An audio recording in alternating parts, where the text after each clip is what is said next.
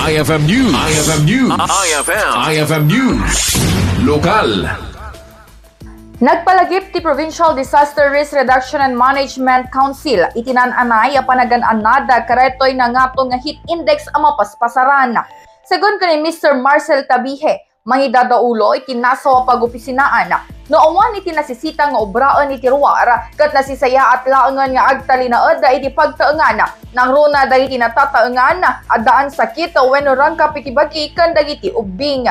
Inpang pangruna na pa iti panagsuot ti komportable a kawesa kan iti panaginom ti danom tapno maliklikan ti heat stroke, heat exhaustion kanda duma sakit a maala iti nakaro a pudot.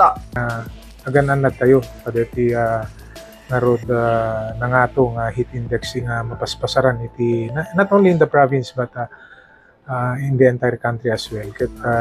Especially dagiti lolo, lola, dagiti adda sakit na, ubing, masikog, dagiti adda rangkap na, pangasi tayo apo tano nangato iti temperatura mapatay met, mamutay met na bigbigat pa lang na pudutin.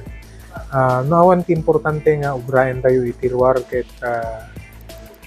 pangasyo tagyan kay latay iti uneg ti balay, hydrate kayo, gusar kayo kadagiti comfortable clothing tapno maiwasan iti deti bagbagada nga heat stroke.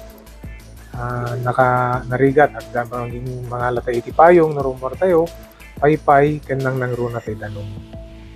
Kabayatan na inayon ni Tabihe ano man rumwar kat laglagipon kagitugot ti danom. Payong, paypay wenno handheld fan tapno maalay-ayan tinapudot a panyempo.